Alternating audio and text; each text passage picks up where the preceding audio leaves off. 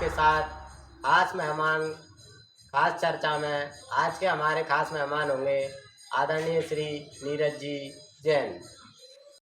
नमस्कार नीरज जी भाई साहब, बहुत नमस्कार। बहुत स्वागत है आपका हमारे शो आज की बात आपके साथ में। हम इनसे कुछ पूछे इससे पहले नज़र डालते हैं इनके जीवन परिचय पर। आपने प्रारंभिक शिक्षा परवाह में हासिल की, इसके बाद गुना से आपने बीएससी और एमएससी की पढ़ाई की। इसके बाद जबलपुर से आपने डी फार्मा का कोर्स किया और इंदौर से आपने इग्नू के तहत नर्सिंग का कोर्स किया। वर्तमान में आप मेडिकल सेवाएं दे रहे हैं, साथ ही आज सामाजिक कार्यकर्ता के रूप में सदैव संलग्न रहते हैं, राष्ट्रीय स्वयंसेवक संघ से जुड़े हुए हैं और अभी अभी दिगंबर नेमिनाथ अतिशय क्षेत्र का जो नवनिर्माण कराया गया है उसमें आपकी अहम भूमिका रही।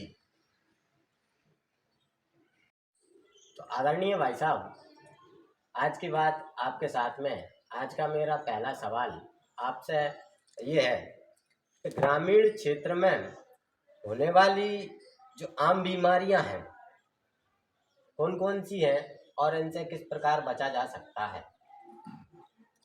सुनील जी, आपने बहुत अच्छा प्रश्न पूछा है। स्वास्थ्य के बारे में आप एक चर्चा कर रहे हैं, लोगों को जागरूक करने के लिए अपना मैसेज दूसरों तक पहुंचा रहे हैं। इसी बेला में मैं आपको बताता हूँ, ग्रामीण क्षेत्रों में मौसमी या सामान्य बीमारियां होती हैं। जी। अधिकतर उल्टी, दस्त, हैजा, हाँ। टाइफाइड, मलेरिया, हाँ। डेंगू, हाँ। पीलिया और चेचक हाँ। और भी कई ऐसी बीमारियां हैं जो कि व्यक्ति को होती रहती हैं। जी। लेकिन अब अपन बीमारी में प्रकाश डालते हैं। बीमारियां खुद व्यक्ति के खुद के देख रेख अभाव न होने के कारण से व्यक्ति अधिकतर बीमार होता है। जी। उसके पीछे कोई ना कोई कहानी अपन पूछते हैं मरीज से, तो उससे अपने आप निकल के आते हैं, उसने आज ये खाया, जी। कल वो खाया, उस कारण से उसको दस्त उल्टी हो गई। हाँ। हाँ। तो हमारे खान पान पर विशेष ध्यान दें और जी। पानी के कारण, दूषित पानी के कारण होने वाली बीमारियाँ ज़्यादा होती हैं। जी।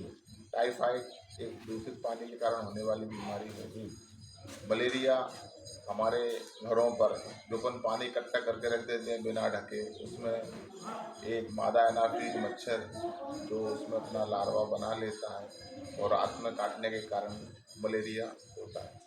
मलेरिया में ठंड लग के बुखार आता है। आजकल 2-3 साल से अपने क्षेत्र में मलेरिया के केस कम हो रहे हैं, जी। पर डेंगू के केस ज़्यादा हो रहे हैं। जी। डेंगू साफ पानी में होने वाली एक बीमारी होती है। साफ पानी में उसका एक एडीज मच्छर होता है, तो साफ पानी उसका लार्वा पैदा करता है और वो मच्छर की क्वालिटी रहती है, वो ज़्यादा नहीं उड़ पाता, वो पैरों तक, कमर से नीचे ही काट पाता है। जो अपन ऐसे कपड़े पहनते हैं तो खुले स्थान हो तो वो काट लेता है, उसकी रिसाइकिल हमारी बॉडी में चलती है और 2-3 दिन गुजरने के बाद अपन को एक फीवर आता है, ठंड लग के बुखार आता है, हाथ पैर दर्द होता है, सिर दर्द होता है। इसका ये एक गंभीर बीमारी भी हो गई आजकल, क्योंकि इसमें कई कैजुअलिटी हो चुकी हैं, क्योंकि प्लेटेट गिरने के बाद में इसको मरीज को एडमिट कराना पड़ती है। वैसे अगर व्यक्ति अच्छे खान पीन और उसको मेंटेन करे, पानी ज़्यादा पिए, तो उससे भी बचा जा सकता है। अब आता है पीलिया। पीलिया भी एक ऐसी बीमारी जो खान पीन के कारण होती है।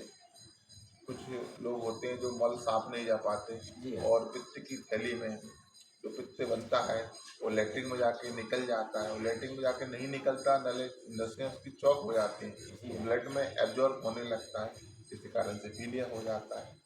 अब चेचक एक छूत की बीमारी एक से दूसरे को फैलती है और खुजली, जिसको आजकल इन दोनों में बहुत ज़्यादा फैलती है, वो भी एक छूत की बीमारी है। उसको भी अपन एक दूसरे से दूर रह करके बचा जा सकता है। जिसको है उसका उसकी तरह इलाज करा लिया जाए तो इस मौसमी बीमारियों से भी बचा जा सकता है। एक और मैं आपको ध्यान दूँगा पानी का। महत्वपूर्ण क्षेत्र होता है पानी। घरों पर पानी हमने लिया, लोटे में हाथ डाला और मटके में भरा और पी लिया। हाथ के उसके जितने कण कीटाणु होते हैं वो पानी में मिल जाते हैं। वो पानी पकड़ के मटके में डालता है तो मटके मिल जाते हैं। और जो गांव में क्या होता है, एक वो पानी की गिनौची बनी रहती है, जी तो उन्हें लिया लोटा वहीं रख दिया, जी उसके अंदर बहुत सारे कण कीटाणु वहाँ पे इकट्ठे होते रहते हैं और वो लोटे की तली में लग जाते हैं और जी वो उसमें डरते हैं। उसका इलाज क्या है? उसके लिए डंका रखा होना चाहिए, जी डंके को उसी ढंग से टांग देना चाहिए, वो जमीन पर टच नहीं होना चाहिए। पानी को अच्छे मोटे कपड़े से छान के पीना चाहिए। तो जी पानी में बहुत सारे बैक्टीरिया आते हैं जो कि हमारे शरीर में आंत में फैल के और बीमारी बनाते हैं। तो पानी को ज़्यादा महत्व बीमारी क्षेत्र में रहता है, इसलिए पानी ज़्यादा से ज़्यादा पीना चाहिए स्वस्थ रहने के लिए। और उससे अपन पानी की सावधानी रखें तो कई बीमारियों से बचा जा सकता है।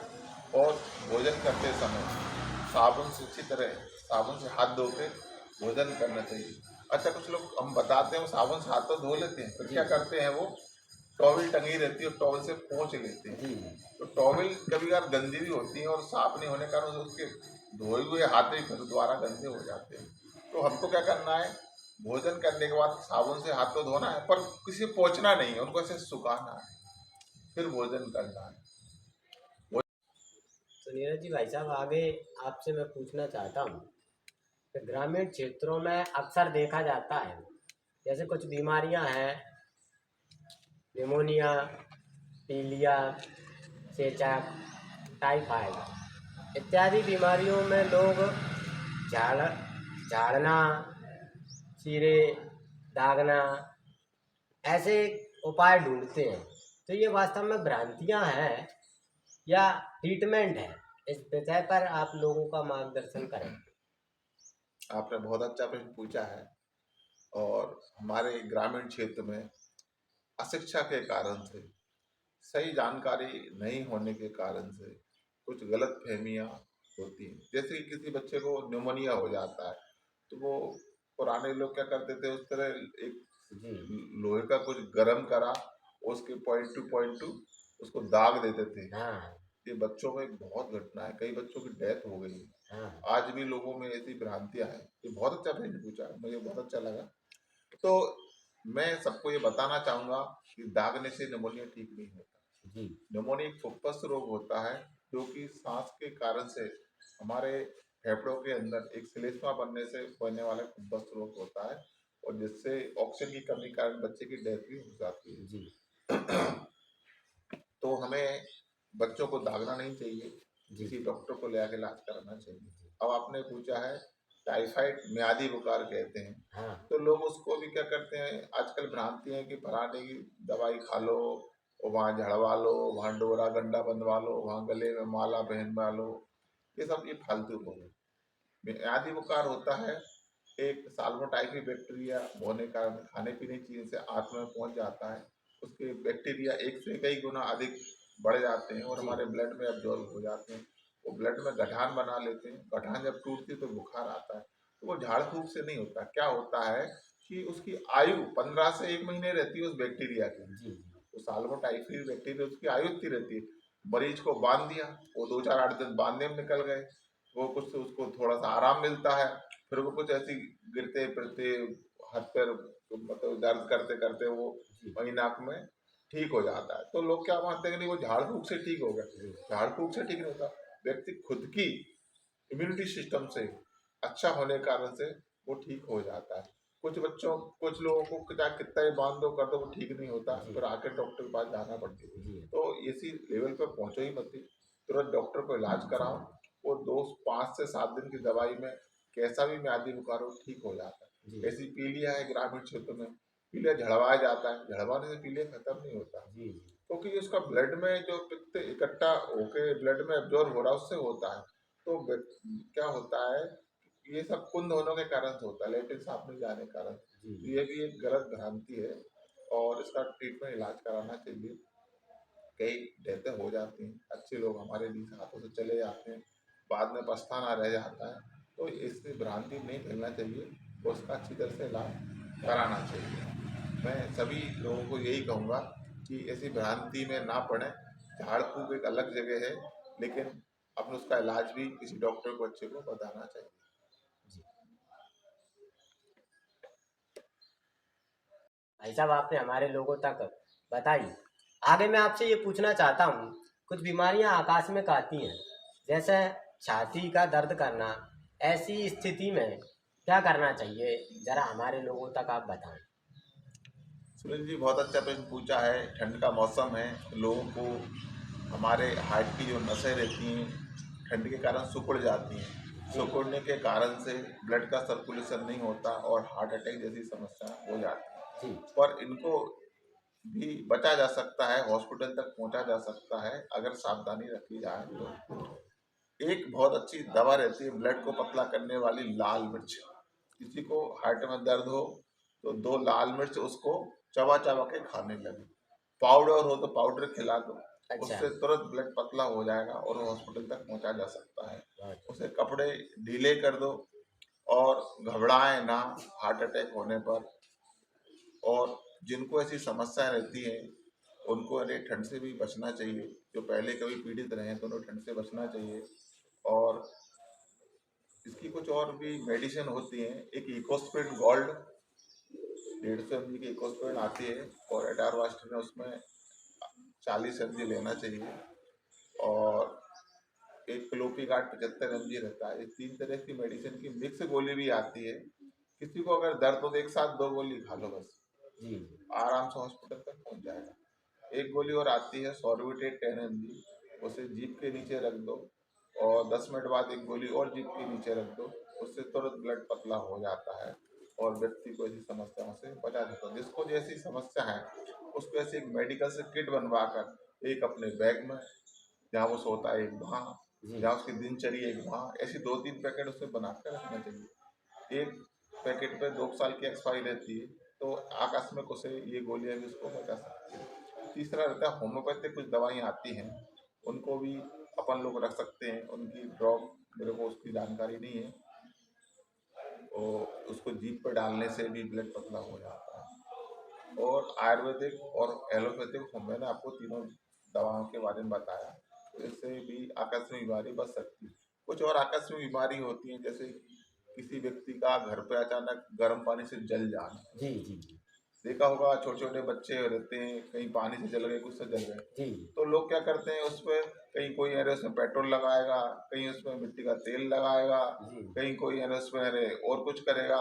ये सब गलत भ्रांति है। कोई व्यक्ति जल जाता है तो उस जले हुए हिस्से को पानी में डुबोना है। तो फिर उस हिस्से को पानी में अपन डुबो दो। ऐसा हाथ जल गया तो हाथ डुबो दो, पूरा जल गया तो पूरा टंकी में पानी में डुबो दो, पैर जल गया तो पैर, कम से कम 1 घंटे तक पानी में डूबा रहना चाहिए। जी उसके बाद निकालेंगे तो उसको ना फकोला पड़ेगा ना कुछ पड़ेगा। जी कारण क्या होता है, जलते हैं उससे उसका टेम्परेचर इतना बढ़ जाता है और त्वचा में फकोले पड़ जाते हैं। ठंडे पानी के कारण उसका टेम्परेचर डाउन हो जाता है और फकोले, इनसे त्वचा जलना, अंदर का बहुत सारा जलना बच जाता है। तो ऐसे भी उसको बचा जा सकता अगला प्रश्न भाई साहब मैं आपसे इस विषय पर पूछना चाहता हूँ। आज की युवा पीढ़ी में ज़्यादातर देखने को मिलता है कि बच्चे डिप्रेशन का शिकार हो रहे हैं। इस विषय पे आप हमारे लोगों का मार्गदर्शन कीजिए। है। सुनील जी, बहुत ही अच्छा प्रश्न पूछा है। पेपर का समय चल रहा है, जी बच्चे अभी पढ़ाई में व्यस्त हैं। अभी आपने देखा होगा हमारे कोटा में एल नाम की संस्था है, जी अखबार में पढ़ा होगा। वहाँ पर एक साल में करीब 15-20 बच्चों ने सुसाइड कर जी लिया। क्या होता है, बच्चे माँ बाप से दूर रहते हैं, अकेले होने के कारण वो डिप्रेशन के शिकार हो जाते हैं। डिप्रेशन से बचने के लिए हमको अकेला नहीं रहना।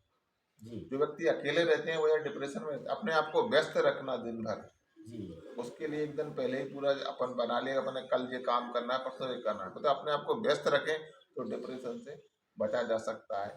इसकी कुछ छोटी मोटी गोली दवाई भी चलती हैं, उन गोली दवाई को खाकर भी और डिप्रेशन से बचा जा सकता है।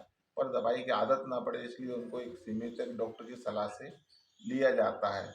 और जितना ज़्यादा हंसें, मुस्कुराएं, अपने आप को व्यस्त रखें। अपन सदैव पॉजिटिव सोचेंगे तो पॉजिटिव माहौल में रहेंगे, जी पॉजिटिव दोस्तों के साथ रहेंगे तो डिप्रेशन से शिकार नहीं होंगे। तो इसलिए हंसें, खेलें, मस्ती से रहें तो डिप्रेशन से बचा जा सकता है।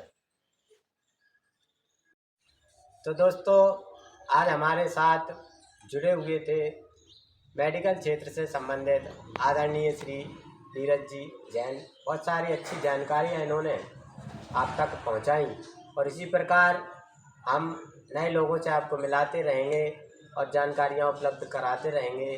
तब तक हमारे चैनल को सब्सक्राइब करें, वीडियो को लाइक करें। जय हिंद, जय भारत।